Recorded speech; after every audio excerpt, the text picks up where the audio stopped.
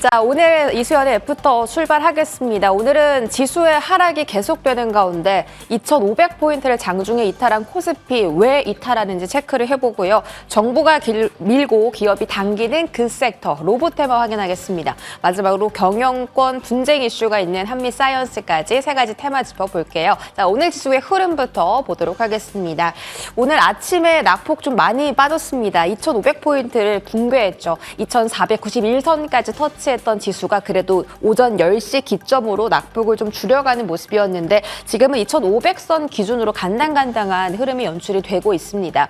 코스닥도 마찬가지로 오늘 1% 안팎의 내림세를 보입니다. 네, 다행히 장중에 아침에 잠깐 플러스 나왔다가 코스피와 마찬가지로 쭉 빠졌죠. 똑같이 10시 기점으로 낙폭을 줄여내는 모습이었습니다. 지금은 856선으로 약보합권 흐름 보여가는 코스닥 시장이죠. 자, 코스피 수급도 체크를 해볼게요. 개인들이 진짜 요 며칠 열심히 지수가 떨어질 때 하락을 방어하기 위해 매수를 하고 있지만 외인 기관은 매도세를 감당하기에는 조금 부족해 보입니다. 기관은 오전장보다 매도 규모가 확대됐고 외인 기관은 전기전자 업종 위주로 팔자세, 특히 삼성전자가 73,000원을 하회하는 움직임이 오후장 들어서도 나타나고 있습니다. 코스닥 수급도 함께 보시죠.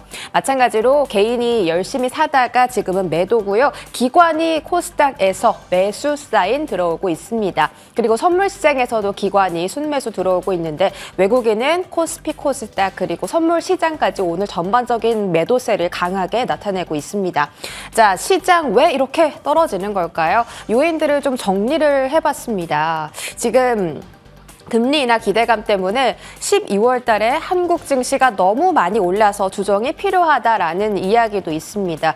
국내 증시가 그 어떤 글로벌 증시보다 가장 상승률이 12월 달에 높았기 때문에 조정이 나오는 거다라고 하는데 키움증권 연구원 쪽에서는 펀더멘탈 모멘텀 체크했을 때 지금 조정 너무 과도하다라고 평가하고 있는 상태입니다. 거기다가 대형 기업들의 실적이 부진하다 보니까 이런 투자 심리에 조금 더 압력을 강하게 넣었다라는 이유도 있고 또 공매도 금지 여파가 이제 나타나기 시작한다라는 일각의 의견도 있었습니다.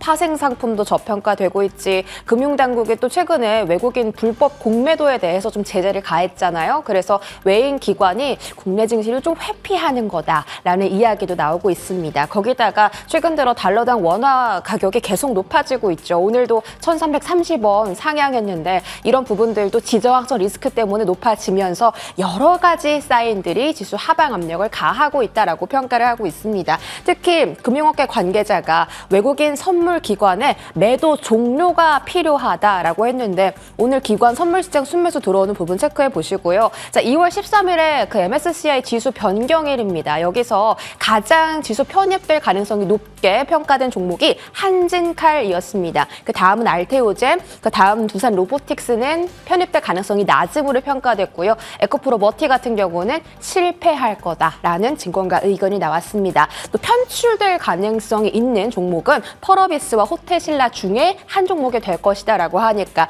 주가에 미치는 영향까지 함께 체크해 보시기 바랍니다. 자, 오늘 또 전쟁 리스크가 있는데 이번에 국내에서 터졌습니다. 네, 김정은 위원장이 최고인민회의에서 자, 대한민국을 제1의 적대국으로 명기를 해야 한다 이렇게 좀 말을 했고요. 전쟁이 일어나는 경우까지 설명을 하면서 갑자기 전쟁 불안감이 고조되기 시작했습니다. 최근에 연평도 사건도 있었고 거기다 윤 대통령은 바로 이런 일침을 날렸죠. 지금 이거는 반민족적, 반역사적 인 집단임을 자인하는 것이다라고 하면서 만약에 도발한다면 몇 배로 응징을 할 거다라고 아침에 국무회의에서 이런 이야기를 꺼내기도 했습니다. 그와 함께 방산주가 급등했고요. 빅텍의 가장 큰 흐름 보이고 있고 스페코나 휴니드도 상승을 했는데 퍼스텍은 이 중에서는 가장 상승률이 낮습니다만 역시나 단기적인 테마로 보셔야 할 것 같습니다.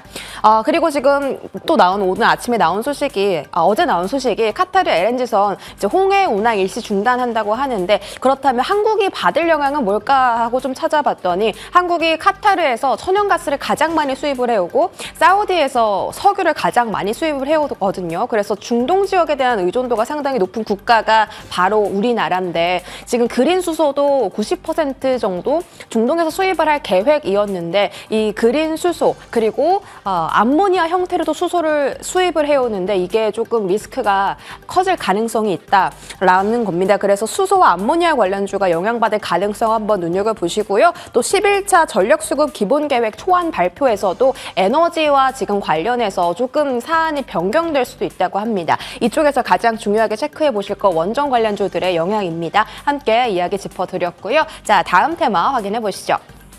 자, 오늘 이렇게 시장이 혼란스러운 속에서도 로봇 테마가 급등하고 있습니다. 정부가 밀고 기업이 당기고라고 써 있죠. 최근에 기업들에서 M&A 이슈가 나오면서 한참 또 로봇주들이 움직였습니다.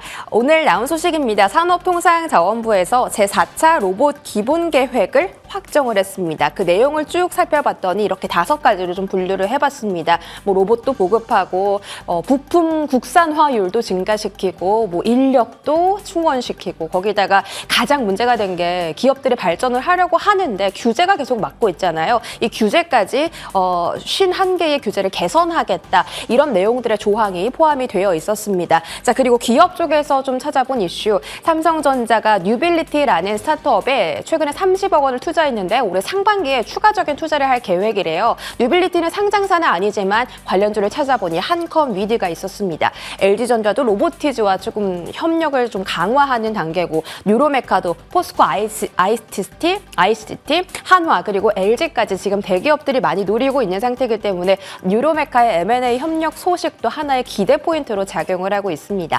다음 화면 보시면 로봇 관련 종목들 특히 삼성과 M&A 가능성이 있는 종목들을 지난주 금요일 날 좀 분류를 해드렸습니다. 그 안에 있었던 종목이 인탑스였고 오늘 상한가에 도달을 했죠. 금요일 당시에 시세가 강했던 종목은 이렌시스나 에브리봇 정도였습니다. 근데 오늘 이런 종목들의 퍼짐이 조금 다양한 종목군으로 상승이 나오면서 인탑스가 상한가를 갖고 그 외에도 삼성전자와 M&A라는 모멘텀을 안고 또 바닥에서 올라갈 수 있는 종목들, 가능성이 있는 종목들 이렇게 정리했으니까 한번 눈여겨보시기 바랄게요. 자, 지금 구간 로봇 섹터 어떤 흐름일지 보겠습니다.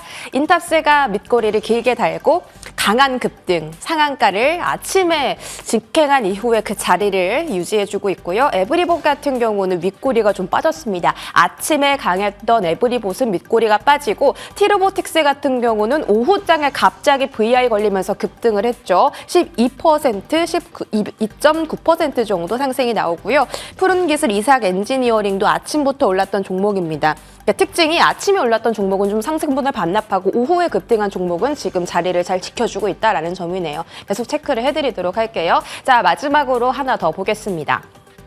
불씨가 타오르는 한미그룹 경영권 분쟁 소식입니다. 사실 이걸 지난주 일요일 주말에 이슈를 보고 언제 한번 소개를 해드릴까 했는데 오늘 한미사이언스가 상한가로 직행을 했죠. 한미사이언스와 OCI 홀딩스 간에 지금 그 주식 양수도를 했어요. 그 3자 유증을 했는데 OCI 홀딩스와 한미사이언스의 주식을 좀 맞바꾼 거죠. OCI의 목적은 제약바이오 쪽으로 진출하고자 함이고 한미사이언스의 목적은 상속세 재원 마련입니다. 그 한미약품그룹의 송영숙 회장의 상속세를 내야 하는 이슈가 있었는데 이게 이번 합병으로 인해서 어느 정도 해소됐다라는 평가를 받는 반면 이런 문제도 있죠. 그 한미약품의 임종윤 사장이 나는 두 그룹이 합병하는 거 난 처음 들어본다. 어떤 형태나 고지 정보 자료도 전달받은 적이 없다라고 하면서 그러면 이거 경영권 분쟁으로 조금 심화되는 거 아니야? 이런 이야기가 주말 사이에 흘러나오기 시작했습니다.